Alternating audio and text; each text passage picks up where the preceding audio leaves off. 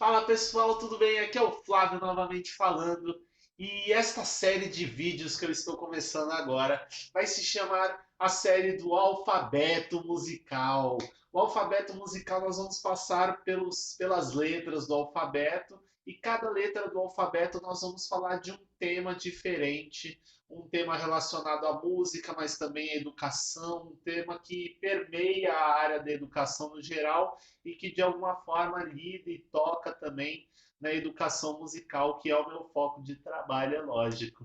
E nesse vídeo nós vamos começar pela letra A. E uma das coisas que eu mais gosto na letra A de falar e que eu acho que é um dos objetivos primordiais das minhas aulas de música, um objetivo nobre e que é uma competência socioemocional, é a autonomia. A de autonomia. Talvez seja um dos objetivos mais fundamentais da minha prática, tornar as crianças, ou ajudar as crianças, né? Tornar não, porque ninguém torna o outro autônomo, mas a gente facilita com que as crianças se tornem autônomas, né? Então, nós vamos falar sobre autonomia. O que é autonomia? Afinal, de que se trata? De onde vem? Como vive essa tal de autonomia, não é mesmo? Autonomia é a capacidade que nós temos, tanto as crianças como nós temos, é a capacidade que o ser humano tem de desempenhar as suas tarefas, de desempenhar os seus afazeres de maneira íntegra, de maneira íntegra. Então, se eu consigo se eu consigo desempenhar uma tarefa que eu tenho para fazer no meu dia, por exemplo, eu estou com fome. E aí eu vou cozinhar algo para mim. Eu tenho que fazer uma comida. Se eu consigo desempenhar essa tarefa de maneira íntegra, como é que isso acontece? Eu vou fazer a comida do jeito que eu gosto, eu vou fazer algo que eu esteja com vontade de comer, eu vou eu não vou exagerar no sal, eu vou fazer a comida de forma correta, eu não vou queimar nada, não vou botar fogo em casa, eu não vou fazer nada de errado, eu vou simplesmente desempenhar a tarefa que eu me propus a fazer de maneira íntegra e satisfatória. E quando eu falo de satisfação, eu tenho normalmente a autonomia, ela satisfaz algum desejo primordial, alguma vontade, algum ímpeto do ser humano, da pessoa, de querer realizar uma tarefa, da pessoa querer resolver um problema consigo mesma.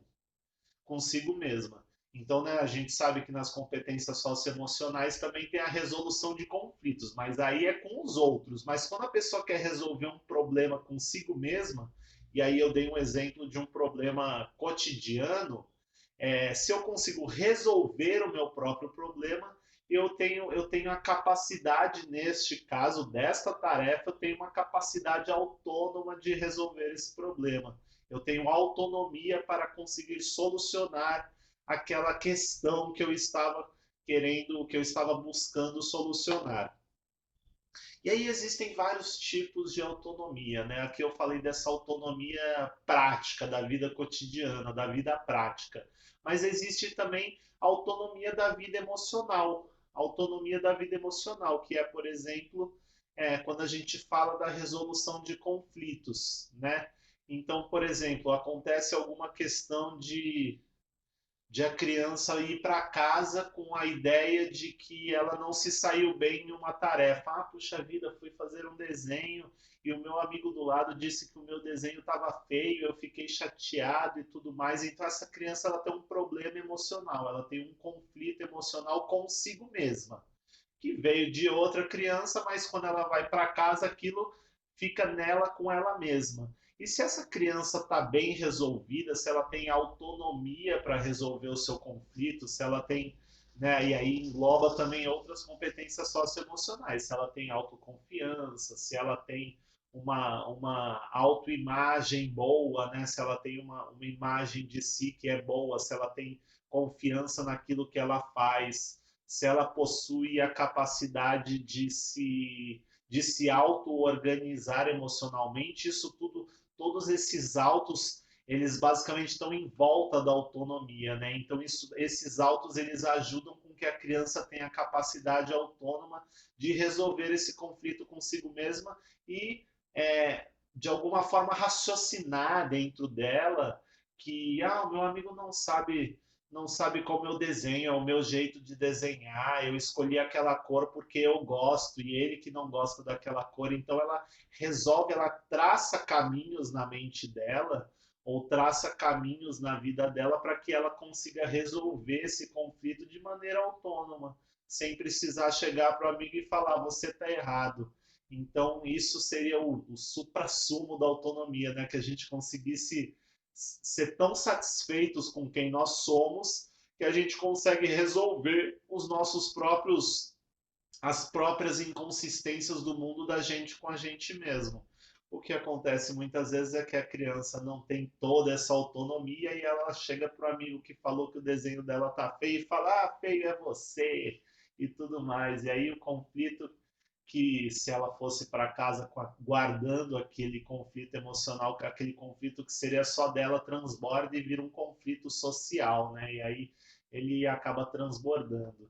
Mas a criança que disse também, né, que no caso que o desenho estava feio, por exemplo, ela tem um conflito pessoal consigo mesma, né, de não se satisfazer com o seu próprio desenho, de não ter autonomia para conseguir gerenciar a sua tarefa e precisa transbordar a sua tarefa para dar pitaco na tarefa do amigo. Então, é uma série de fatores. Mas aí eu dei um pouco de um exemplo aí de uma vida prática, né, de uma autonomia numa vida prática de cozinhar, ou, por exemplo, no caso de uma criança que precisa amarrar o cadarço, né?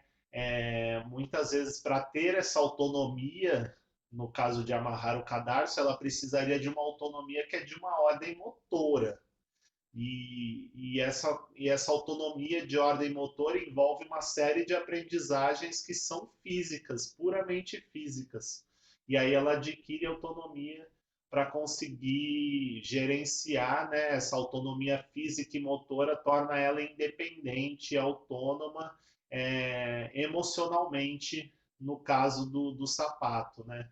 No caso de amarrar o seu sapato, né? De conseguir gerenciar essa tarefa dentro dela para conseguir seguir adiante. E aí a autonomia em educação ela é um grande encurtador de caminhos, né? Porque se você estimula essa autonomia nas mais diversas brincadeiras, nas mais diversas tarefas que você propõe, né? E no caso da música a gente tem muito a autonomia da criança tocar um instrumento, a autonomia da criança propor um som, a autonomia da criança propor um gesto, um movimento em cima de uma sonoridade que é executada. Enfim, são diversas maneiras de acontecer dessa autonomia que faz com que ela apareça numa aula de música, né? E aí ela é um grande encurtador de caminhos, porque a criança que consegue realizar essa tarefa, ou seja, propor um som da cabeça dela a gente sabe que não é exatamente da cabeça dela, a criatividade ela é social, né? Mas, enfim, a criança que consiga propor um som criativamente, a criança que consiga criar um movimento autônomo, a criança que consiga ter o desempenho autônomo de puxar uma fila numa brincadeira de fila, por exemplo, e circular pelo espaço sendo líder daquela fila, no caso de uma brincadeira musical em fila, ela é uma criança que ela está muito mais preparada para enfrentar a vida. E isso talvez seja uma das grandes questões para mim enquanto educador musical, porque os meus objetivos não são simplesmente que aquela criança tenha uma autonomia musical, uma autonomia sonora, uma autonomia artística, mas que essa criança tenha uma autonomia na vida, né? Então essas questões emocionais transpassam muito a minha própria vida pessoal, né? Da autonomia, dependência, independência e tudo mais, seja ela emocional, prática, física, o que quer que seja.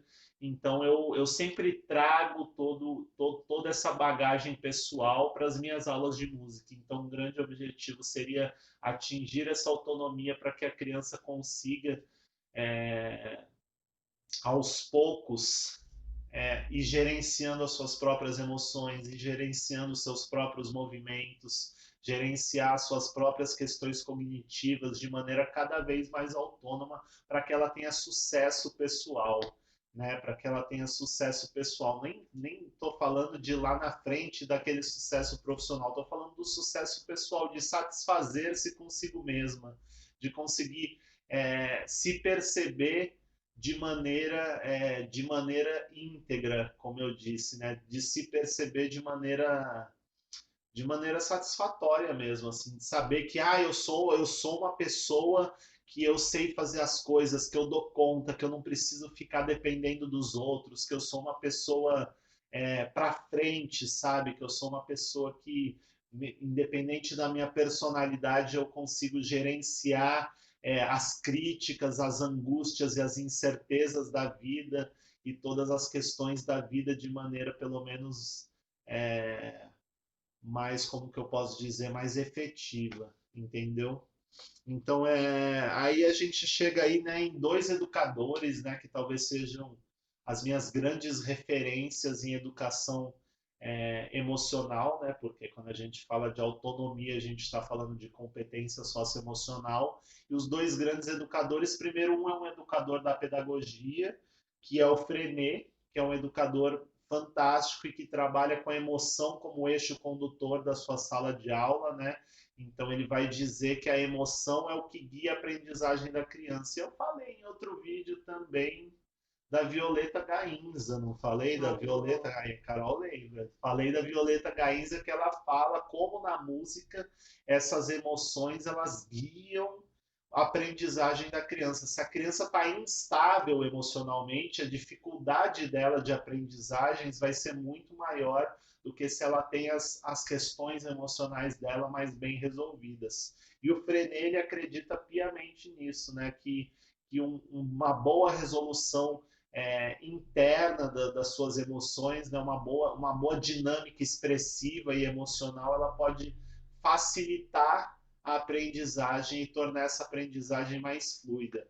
E aí na música tem o Edgar Willems, que é um educador musical que traça justamente essa educação emocional no sentido de ampliar as emoções para que a gente consiga atingir níveis mais elaborados de emoções. Né? Em arte, a gente sempre fala de níveis de abstração, níveis de abstração no sentido de conseguir adentrar universos artísticos da beleza cada vez mais longínquos, né?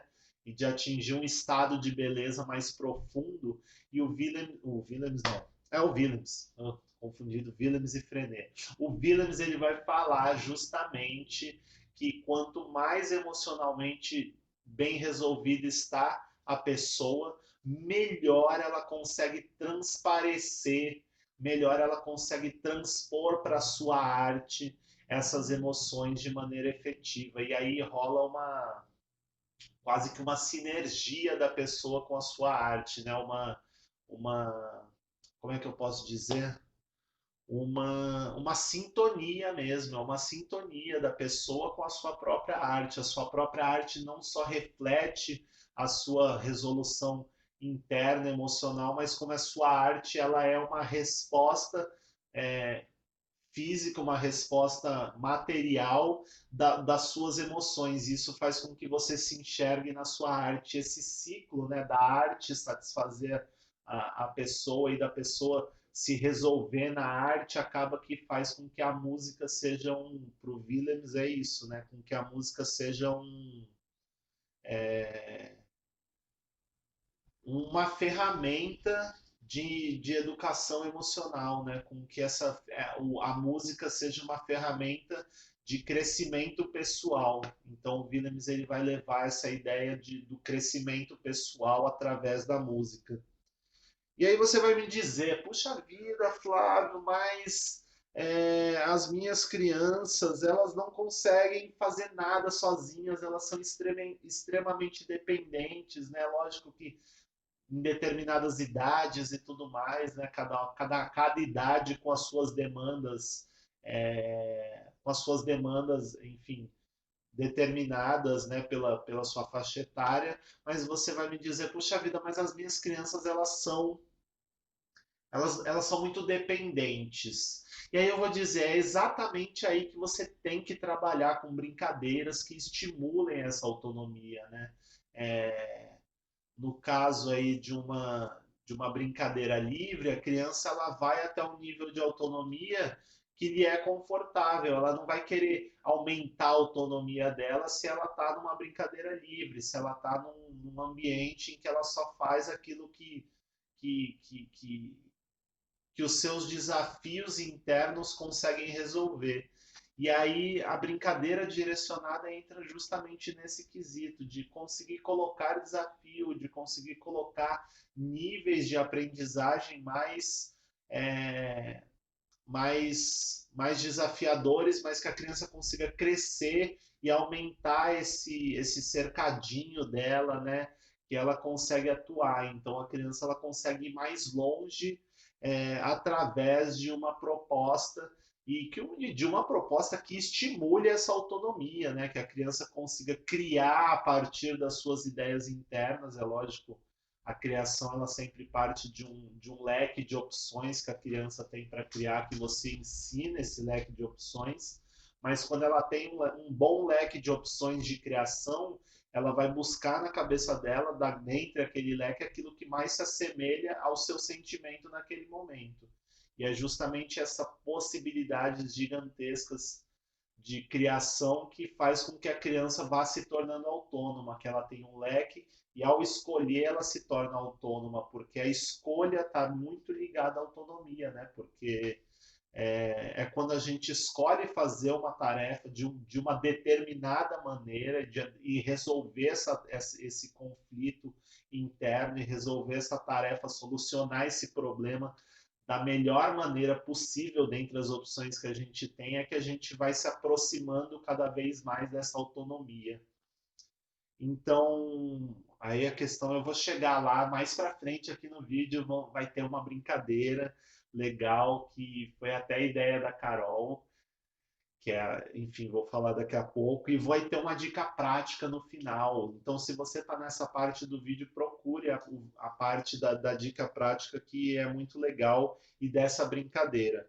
Mas você também pode me dizer, puxa vida, Flávio, as minhas crianças já fazem tudo sozinhas, elas sabem amarrar o cadarço, sabem ir no banheiro, sabem se limpar, sabem o que mais que uma criança pode fazer numa escola sozinha, deixa eu pensar. Comer. Ela sabe comer sozinha, sabe, enfim, sabe desempenhar suas tarefas sozinha. O que que eu preciso mais para essa criança? Ela já faz tudo. E aí a gente lembra daquela primeira parte que eu falei. Talvez você não lembre porque você esteja só nesse vídeo, só nessa parte aqui, mas tem uma outra parte que eu falei aqui e que é a parte de que existem diversos âmbitos, diversas secções aí da autonomia, né? Eu falei da autonomia da vida prática, mas existe autonomia da vida emocional, por exemplo. Então, seria a autonomia da vida prática. Ela desempenha muito bem as tarefas da vida prática, mas, por exemplo, numa autonomia emocional, ela não consegue resolver internamente os próprios conflitos, ou ela tem uma série de conflitos internos e de angústias e incertezas que são maiores do que o que ela consegue lidar. Ou quando você propõe, por exemplo, uma brincadeira sentada, a criança não consegue ficar sentada, não consegue administrar aquela motricidade de controlar os seus movimentos. Então, existem outros tipos de autonomia e sempre há uma autonomia para ser explorada, principalmente na educação infantil, que é o meu foco de trabalho. Sempre há uma autonomia que pode ser explorada, uma nova autonomia que pode ser explorada, uma nova parte da autonomia que pode ser potencializada, né? E aí eu vou falar de uma forma de como a gente pode fazer isso. E a Carol falou aqui em outro vídeo da ciranda cirandinha, que ela estava pensando em possibilidades. E ela mesma deu a ideia de, nossa, como que eu poderia fazer a ciranda cirandinha com gestos, mudar essa brincadeira, né? E aí eu vou fazer ela aqui para vocês. A Ciranda Cirandinha, a música vocês conhecem, né? Ciranda Cirandinha, vamos todos cirandar, vamos dar a meia volta, volta e meia vamos dar. O anel que tu me destes era vidro e se quebrou, o amor que tu me tinhas era tanto e se acabou. E aí a própria Carol deu a ideia de como ficaria essa brincadeira com movimentos, por exemplo. E aí reparem bem no que eu vou fazer, porque eu vou dar a opção nessa forma de brincar de que cada criança se expresse individualmente, de que cada criança coloque o seu gesto no meio da roda e que compartilhe o seu gesto socialmente com as outras crianças, e as outras crianças elas vão validar esse gesto, elas vão validar essa emoção que a criança está colocando para fora, repetindo esse gesto. A repetição de todas as crianças de um gesto que é criado por uma única criança é a validação, justamente tem esse sentido de validar as emoções daquela criança, de validar a sua iniciativa e a sua criatividade. Então ficaria assim: ciranda, cirandinha, vamos todos cirandar. Preste atenção na Carol, um movimento vai mostrar. E aí a Carol mostra o movimento, faz o movimento. Já. Não, faz aí mesmo. Aí a Carol fez um movimento. Aí todo mundo repete o movimento que a Carol fez. Ela fez lá aqui atrás da câmera e eu estou repetindo. E aí a Carol pode escolher a próxima criança. A gente pode ir além e falar, por exemplo, escolhe eu. Aí a Carol me escolheu. Aí a gente vai falar então: ciranda, cirandinha, vamos todos cirandar. Preste atenção no Flávio, o movimento vai mostrar. E aí eu faço o meu movimento. E aí a Carol e todo mundo que está na roda repete esse movimento, entendeu? Então essa é uma forma de que cada criança pode colocar a sua ideia à prova, pode colocar suas emoções, né? Porque os gestos eles têm a ver com isso, né? Na educação corporal, né? Tem a ver que cada gesto tem o seu sentimento ali atrelado a esse gesto e propor um gesto, criar, tá ligado a criar de acordo com com o seu interior, né? Como vai dizer os dois educadores que eu disse nesse vídeo, que é o Willems e o Frenet. E aí tem outras formas de propor autonomia. A própria ciranda cirandinha, você pode fazer você pode fazer uma fila, por exemplo, de siga o mestre, e aí vai uma criança na frente da fila puxando a fila. Ciranda, cirandinha, vamos todos cirandar, vamos dar a meia volta, volta e meia vamos dar. O anel que tu me destes era vidro e se quebrou. É... Troque agora de lugar. É... Vá para o fim que se acabou. Por exemplo, criei agora aqui. Então troca agora de lugar, vá para o fim que se acabou. E aí a criança que estava na frente da fila vai para o fim e a próxima criança na frente da fila vai ser a próxima líder da fila a traçar o seu caminho. E é legal porque nesse tipo de brincadeira você repara muito bem quais são as crianças que têm os graus de autonomia das crianças, aquelas que sabem liderar uma fila melhor do que as outras. E não tem a ver com quem é melhor e quem é pior, mas só tem a ver com a dinâmica interna da criança. Se ela tem mais dinâmica de autonomia, de conseguir liderar um grupo, de liderar uma fila, ou se ela fica perdida buscando lugar para onde ela vai, ela, né, fica girando. Tem criança que só gira em roda, né? Fica carregando a fila em roda. E cada movimento que as crianças propõem tem muito a ver com quem elas são interiormente. Então, essa seria uma outra forma de fazer, né? A fila, né? A fila que propõe que a criança da frente vai ser a líder da fila. Isso trabalha a autonomia, estimula a autonomia e assim como a dos movimentos estimula uma autonomia motora, né, uma autonomia criativa e motora, a da fila estimula uma autonomia espacial, né? Então, a autonomia você pode separar, no caso da motricidade da propriocepção, de acordo com os diversos temas de propriocepção, né? Uma autonomia de força, uma autonomia de intensidade, uma autonomia espacial, uma autonomia de coordenação motora fina e por aí vai, né? Existem vários níveis de autonomia. E aí uma dica prática que eu deixo para vocês é justamente a dica que está atrelada a essa dinâmica da fila, que a criança seja protagonista, estimule esse protagonismo da criança, isso faz com que ela se torne mais autônoma. Então eu fico por aqui. Se você curtiu, deixa o seu like. Se você gostou desse vídeo, comenta se você tem dificuldades com autonomia, de trabalhar autonomia. E esse foi o primeiro vídeo da série do Abecedário Musical. E fiquem de olho porque vão vir mais vídeos como este. Acesse o meu blog secreto Segredos da Musicalização, que tem todos esses vídeos completos, sem corte, sem nada para você assistir.